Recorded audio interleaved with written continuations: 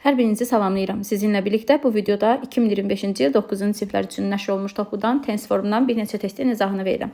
Əvvəlcə onu qeyd edim ki, bu izahda siz sadəcə sadə zamanlar və davamiyyəci zamanlara aid olan testləri görəcəksiniz. Növbəti videolarda isə bitmiş və bitmiş davamiyyəci zamanlar və zaman uzlaşmalarına aid olan testləri görəcəksiniz. Əvvəlcə gəlin bu test izahlarında sadə və davamiyyəci zamanlara baxaq. İkinci testdən baxıram. Ümumiyyətlə zaman işləyəndə mütləq və mütləq zaman göstəricilərinə diqqət etmək lazımdır. Məsələn, bu cümlədəki zaman göstəricimiz yes'dir. Yes'də keçmiş sayda zaman olduğu üçün variantlardan keçmiş olanları saxlayırıq. A variantı is, B variantı are və C variantı will keçmiş zaman deyil. D və Y variantları arasında qalırıq. Clauses cəmdə olduğu üçün biz was yox, were seçməliyik. Cavab olur D variantı. Tərcümədə deyir ki, dünən müxtəlif mağazalardan bu paltarlar alındı. İndi isə 5-ci testə baxaq. 5-ci testdə bizə verilib cümlədə 50-ci illər. Yadımızda saxlayırıq 50-ci illər yaşadığımız ildən əvvəlki illərdir. Bir də burada sizə bir konkret nüans deyim. Bu tipdə testlərdə Z olduqda bu 1950-ci illəri nəzərdə tutur. Bir də bunun belə bir versiyası var. In 15 years. Bu isə növbəti 50 ili nəzərdə tutur. Yəni bu artıq gələcək sayılır. Buradakı verilən isə in the 15 years. Daha doğrusu 50 years, bu isə 1950-ci illəri nəzərdə tutur. Ona görə keçmiş zaman qoymalıyıq. İndi və gələcəkləri çıxıram. D, C və Y variantları çıxır, qalırıq A və B. Biz agreement dərsindən bilirik ki, of-dan əvvələ baxırıq xəbər uzlaşdırarkən. Bu təkdə olduğu üçün biz were yox, was-dan istifadə edirik. Ona görə burada cavab olur B variantı. Və tərcümədə deyir ki, Guinness-in rekordlar kitabı 1950-ci illərdə çap edilib. İndi isə 6-cı testə baxırıq. Cümləmizdə yes'də var. Yes'də keçmiş sayda zamandır. Feillərimiz write-dir. Write-in keçmiş saydası wrote olmalıydı. C, D və Y variantlarını çıxırıq. A, B arasında qalırıq. Bu cümlədə and bağlayıcısı var. Yadımızda saxlayırıq. And bağlayıcısının sağı və solu bir-birinə bərabər olur. Məsələn, bu yes'dədir. Həm birinci, həm də ki, ikinci cümlədəki hərəkətin zamanını təyin edir. Deyir ki, burada dünən mən yazdım valideynlərimə məktublar və göndərdim onları. Deməli, valideynimə məktub yazdım və onu göndərdim. İkisi də eyni zamanda. Ona görə send yox, sent olmalıydı. Çünki sent qaydasız feildir. Sent indiki, sent isə keçmiş zamanda. Ona görə 6-cı testdə cavab olur A variantı. İndi isə 46-cı testin izahına baxırıq. 46-cı testdə bizə verilib ego. Ego keçmiş sayda zaman göstəricimizdir və keçmiş sayda zamanlar birinci tərəfə görə have left indiki bitmiş, B have left, Y have left çıxırıq, qalırıq C, D arasında və bu cümlədə and var və anddən əvvəlki cümlə bitmiş olmalıydı. Ona görə də burada qoyulur. Tərcüməyə əsasən eni də var deyə olmalıydı. C variantı. Tərcümədə isə deyir ki, bizim qonşularımız bir ay əvvəl tərk ediblər və biz ondan bəri onlardan heç bir informasiya almamışıq. Düzdür, bunun ikinci tərəfi bitmiş zamandır. Sadəcə birinci tərəfə görə bu testi izah elədim. 50-ci testin izahına baxırıq. 50-ci testdə bizə göstərici olaraq usually verilib. Bilirik ki, usually keçmiş, daha doğrusu sayda zamanların göstəricisidir. Sayda zamanlar A variantındakı has doğrudur. B variantı is having to be plus P1, yəni ing indiki davamiyyəcidir. Has sadədir, had keçmiş sadədir. Y variantı isə Suzan üçüncü şəxsin tək olduğu üçün have yox, has olmalıydı. Qalırıq A və C. Deyir ki, lakin dünən qəlyanaltını etdi dostları ilə. İndi bu testə mütləq diqqətli baxın. Burada didn't verilib. Bilirik ki, əgər cümləmizdə do, does, did varsa, ondan sonra gələn feillər mütləq anadan gəlmə olmalıdır. Yəni didn't have doğrudur, amma didn't had yazmaq olmaz. Ona görə də biz burada A variantı strukturca səhvdir deyə çıxırıq. Cavab olur C. Dünən Suzan qəlyanaltı etdi. Daha doğrusu Suzan həmişə tək nahar eləyirdi, amma dünən dostları ilə nahar etdi. İndi isə 60-cı testin izahına baxaq. Daha doğrusu 66-cı testin izahına baxaq. 66-da last year var. Last year keçmiş sayda zaman göstəricisidir. Keçmiş sayda Y variantı are indidir. D variantı have indikidir.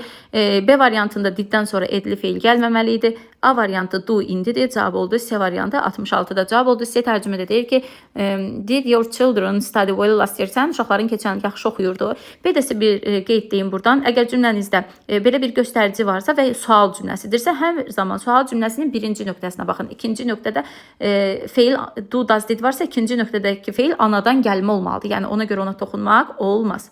İndi isə 78-ci testə baxırıq. Burada bu testdə deyir ki, at the age of 10, mən deyir 10 yaşım olanda. 10 yaşım olanda deyirsə, demək ki, bu keçmiş zamandır. Ona görə B variantındakı use çıxır.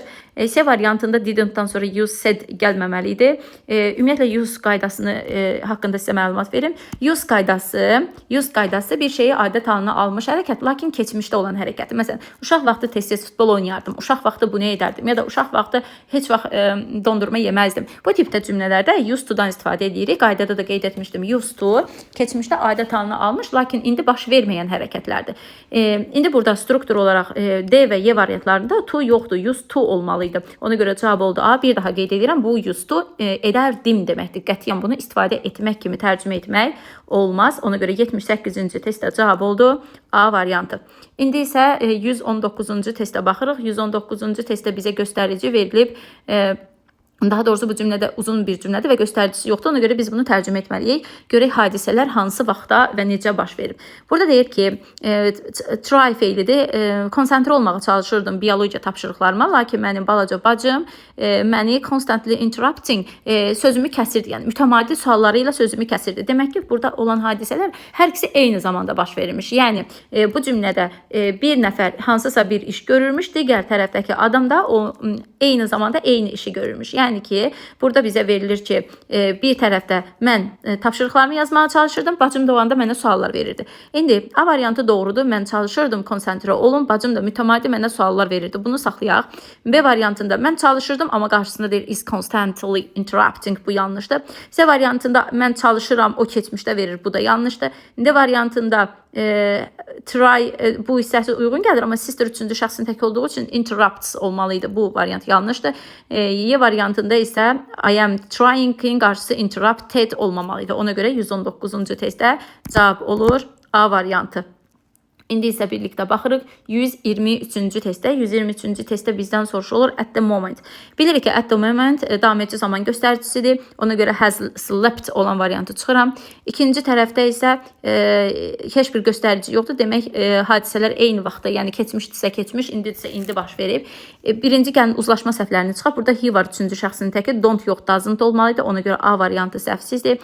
B, C və Y variantları arasında qaldıq. İndi bunu mütləq tərcümə eləməliydik. Deyir ki, he is sleeping, o yatır bu anda. Sonra deyir ki, ona görə də o telefon səsini eşitmədi. Yatır indi eşitmədi keçmiş. Bu mənaca uyğun gəlmir. Daha doğrusu eşitdi. Uyğun gəlmir. C variantı deyir ki, o yatırdı o anda. At the moment həm indiki davam edici, həm də keçmiş davam edicinin göstəricisidir. Deyir o yatırdı o anda. Sonra da deyir ki, ona görə də eşitdi. Bu strukturda, yəni qrammatika cəhətdən düzdür, amma tərcümə cəhətdən uyğun gəlmir. Y variantında isə deyir ki, o yatırdı, ona görə də eşitdi. Daha doğrusu ona görə də zəngi eşitmədi. Mənaca Y variantı uyğun gəlir. İndi bir də sizə bir qeyd edeyim. Buradakı so bağlayıcısı səbəb bildirir. Məsələn, falan işi edirdim, ona görə də belə oldu. Amma burada bir but olsaydı, onda seçərdik ki, baxmayaraq ki, yatırdı, amma zəngi eşitdi. Burada isə deyir ki, so, ona görə də adam yatırsa, telefon səsini eşitməməli idi. Ona görə cavab olur burada Y variantı. İndi isə birlikdə 142-ci testin izahına baxaq. 142-ci testimiz, daha doğrusu digər səhifəmizdə qaldı. Baxaq. 142-ci testdə saat 2 və dünən var. Qaydadan bilirik ki, yesterday dünən keçmiş sadə zamandır. Saat 2 isə konkret vaxtı, yəni dünəndə konkret bir saat verilibsə, bu keçmiş davam edici zamandır. Variantlarımızdan keçmiş davam edici zamanı bir C-də, bir də B-də verilib. A gələcək, D indiki, R indikidir. We cəm olduğu üçün was yox, were olmalıydı. Hansı şəxslərdə was olur? He, she, it-də was olur. Qalan şəxslərdə isə were olur. Ona görə də bu testdə cavabımız oldu B variantı. İndi isə 147-ci testin izahına baxaq. 147-ci testdə soon var, gələcək zamandır və həmçində burada görürsünüz ki, yazıb look at those clouds, bu buludlara bax. Buludlara bax deyiriksə, demək ki, qarşısı da olmalıydı. Yəni əmr cümləsi verirsə, qarşısı davam edici zaman ola bilər və gələcək zaman ola bilər. İndi burada baxırıq. Son gələcək zaman göstəricisidir. Birinci indikiləri was-u keçmişi çıxıram. Rained o variantı çıxıram. 3 variant arasında qaldım. İndi buluda bax deyirəmsə, has rained bitib artıq. Yağış yağıbsa bulud olmamalıydı. Ona görə bu da uyğun gəlmir. Həm də son gələcək zaman göstəricisidir. İndiki bitmiş zaman göstəricisi deyil. Cavab oldu B ya da C. Buradan sizə bir qeyd edeyim. İngilis dilində belə bir ifadə var. To be, going to. Bu konkret olaraq planlaşdırılmış bir hərəkətləri bildirir və gələcək zamana aid olur. Və bu ifadədə mütləq gələcək zaman göstəricilərimiz olur. Məsələn, deyirəm ki, mən sabah iclas edəcəm ya da mən sabah Bakıya gedəcəm. Bu planlaşdırılmış bir hərəkətdir və biz burada to be plus going to-dan istifadə edirik. Ona görə burada cavab olur C variantı. B variantı niyə olmaz? Çünki B variantı indiki sadə zamandır və indi yağış adətən yağış yağır mənasını verir. Burada isə deyirəm buluda bax, tezliklə yağış yağacaq, yəni ona hazırlaşır. Ona görə cavab olur C variantı. İndi isə 151-ci testin izahına baxırıq. 151-də deyir ki, 1 saata. Mütləq bu tipdə testlərdə bir daha qeyd edirəm. Diqqətli olun. In an hour gələcək zamanı göstərir. Əgər sizin variantınızda gələcək zaman göstəricisi var, lakin variantınızda gələcək zamana aid bir zaman yoxdursa, bu zaman ora həmişə indiki davam edici zamanı seçin. Bir daha qeyd edirəm. Cümlənizdə gələcək zaman göstəricisi var, amma variantınızda will yoxdursa, bu zaman will'i əvəz edən forma indiki davam edicidir. Çünki artıq 9-cu sinif kitablarında da qarşılaşa bilərsiniz ki, indiki davam edici zamanın planlaşdırılmış hərəkətdə istifadəsi doğrudur. Məsələn, deyirəm ki, bir saata o dostu ilə kafedə görüşməyi planlaşdırır. Yəni görüşəcək, görüşməkdədir. Yəni mənaca olaraq bunu verir ki, görüşməkdədir. Demək ki, burada in an hour gələcək zaman göstəricisidir, amma variantımızda will yoxdur. Demək ki, will yoxdursa, onun əvəzləyicisi indiki davam edici zamandır. Ona görə cavab olur A variantı. Met sadədir, was keçmiş davam edicidir. Has met indiki bitmişdir, met isə keçmiş sadədir. Ona görə cavab olur 151-də A variantı. Bir daha qeyd edirəm cümlənizdə. Gələcək zaman göstəricisi var, amma variantlarınızda will yoxdursa, demək ki, zaman indiki davam edici zaman olmalıydı. İndi isə 154-cü testin izahına baxırıq. 154-də tomorrow var. Yenə qeyd edirik. Tomorrow var, amma variantımızda will yoxdur. Bu zaman nə etməliyik? Mütləq və mütləq zaman indiki davam edici zaman seçməliyik. A variantı has bitmişdir, C variantı keçmişdir, B variantı indiki sadədir, D variantı keçmişdir. Ona görə cavab oldu ki, bir daha qeyd edirəm, bunu mütləq kitabınızın da başına qeyd edin. Gələcək zaman göstəriciləri nələrlə işlənə bilər? İndiki davam edici ilə işlənə bilər. Məsələn, 155-də eyni qaydadır. Baxın, tomorrow sabah saat 4-də. Gələcəkdir, saat 4-dür və konkret olaraq planlaşdırılmış hərəkət deyə cavab oldu C. Gələcək davam edici variantımızda yoxdur deyə mütləq seçirik indiki davam edici zaman. 154-155-in izahını verdik. İndi isə 157-yə keçirik. On Saturday, 6-cı gün, şənbə günü baxırıq. Deyir ki, mən Tomun ad günü partisində də iştirak edəcəm 6-cı gün. Demək ki, bu növbəti 6-cı gün nəzərdə tutur və ona görə də biz bura qoymalıyıq ya gələcək ya da indiki davam edici zaman, yəni planlaşdırılmış hərəkət. Ona görə A variantı getdi, B variantı getdi, D variantı keçmişdi, Y variantı indiki bitmişdi, cavab oldu C. Tərcümədə deyir ki, mən hazırlaşıram, yəni gedəcəm, orada iştirak edəcəm, planlaşdırılmış bir hərəkətdir. 159-cu testdə də baxaq, yenə next week var cümləmizdə. Next week varsa düzdür, gələcək zaman göstəricisidir, amma əlavə olaraq biz dedik ki, burada indiki davam edici zamanda götürə bilərik. Ona görə də A variantı have, had yanlışdır, had keçmişdir, yanlışdır. Next-də biz were qoya bilmərik, yanlışdır. İki variant arasına qaldıq, B və Y. Yadımızda saxlayırıq. B variantında to be, going to olmalıdır. Bax, bu ifadəni yadınızda saxlayın. Going-dən sonra və usedan sonra mütləq to olmalıdır. Əgər yoxdursa, həmin sözləri variantdan çıxırsınız. Cavab oldu Y variantı. Tərcümədə deyir ki, we are having a test in history next week. Gələn həftə bizim tarixdən testimiz, sınağımız olacaq. İndi isə 164-cü testin izahına birlikdə baxırıq. 164-də bizə verilib zaman göstəricisi olaraq this week. This week bilirik ki, gələcək zamanın göstəricisidir. Gələcək zamanda, amma variantımızda will yoxdur. Demək ki, yazmalıyıq indiki davam edici zaman. Went keçmişdi, go indidir, indiki sadədir. Have gone bitmişdi. Ümumiyyətlə, belə going deyilən bir düsturumuz yoxdur. Ona görə cavab olur. B variantı are going. To-su hardadır? To-su elə cümləmizin içindədir. Bu həftə we are going to a concert this week. Biz bu həftə konsertə gedəcəyik. 165-ci testdə də yenə baxın, next month var. Next month varsa, gələcək varsa seçirik, yoxdursa indiki davam edici seçirik. Baxırıq, applies indi, applied keçmiş, had, was applying keçmiş davam edici, Y variantında has applied indiki bitmiş, cavab oldu C. İndi diqqətlə bu hissəyə bir daha baxın. Bir neçə bayaqdan test gördük ki, hansı ki next idi, amma gələcək yox idi. Amma bu testdə next, amma yenə də gələcək var. Ona görə də biz burada C variantını seçirik. Amma əgər yox idisə, indiki davam edici seçərdik. Düzdür, bu variantımızda indiki davam edici yoxdur. Olsa, belə testlər də qurularkən elə bir test qoymurlar. Ya next week ya da next ilə gələcəklə bağlı bir şeylər varsa, ya gələcəyin özünü qoyurlar, ya da indiki davam edici qoyurlar. İndi isə 168-ci testimizin izahına baxaq.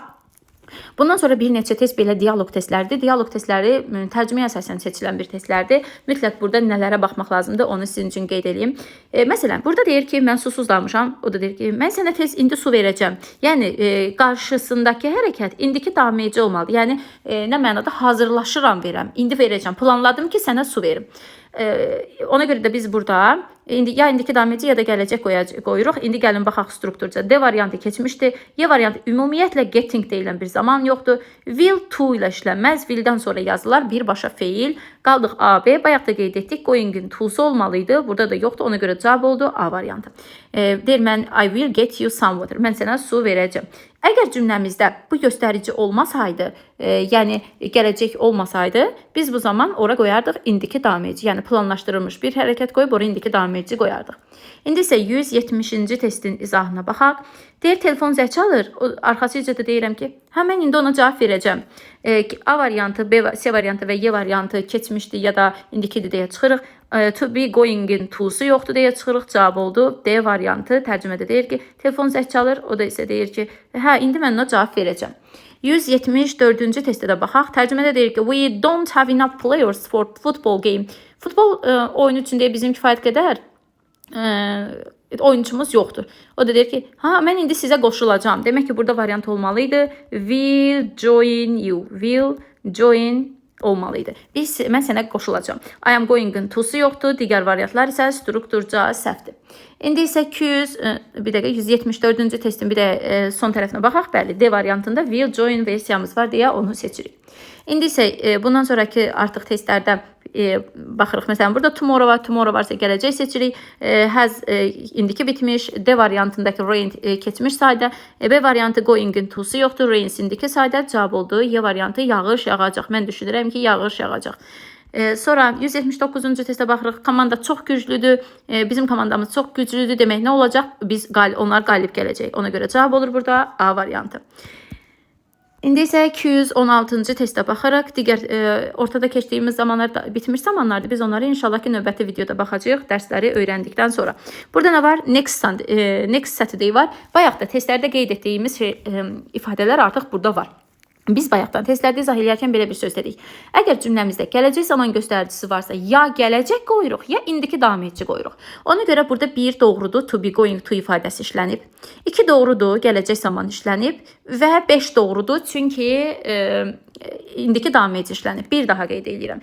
Gələcək zaman göstəricisi ilə ya gələcək qoyuruq, gələcək zaman göstərici. Mütləq bu hissəyə baxın, göstərici. Göstərici dedikdə next Saturday nəzərdə tuturam.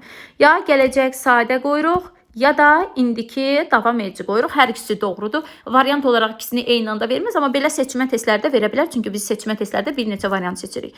Ona görə bu test oldu 1, 2 və 5. Gəlin bir dənə də 217-yə baxaq.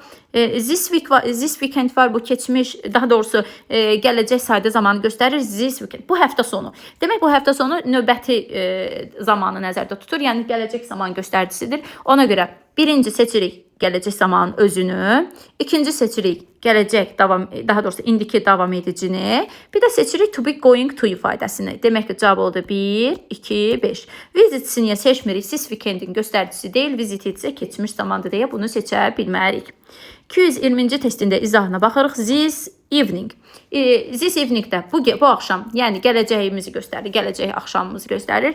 Demək ki, burada nəyi seçə bilirik? Birinci, I'm going to read. Bunu seçirik. To'lara mütləq diqqət edin. Gələcək zamanı seçirik. 1, 3. I am reading. İndiki davam edici zamanı seçirik. 1, 3, 4. 5 keçmişdir. Read isə sadədir deyə seçmirik. 220-ci testə də baxırıq. Sabah saat 5-də planlaşdırılmış hərəkətdir. Have seçmirik, çünki have bitmişdi. Hərəkət hələ bitməyib, sabah olacaq. 2 doğrudur. Am going to visit. 2 doğrudur. Will visit gələcək sayda zaman və indiki davam edici zamanı seçirik. 5. Demək ki, cavab oldu 2, 3, 5. Bununla da zaman dərsindən sadələr və davam edici zamanların izahlarına baxdıq. Növbəti videolarda bitmiş və zaman uzlaşmalarına aid olan testlərə baxacağıq. Növbəti videolarda görüşərik.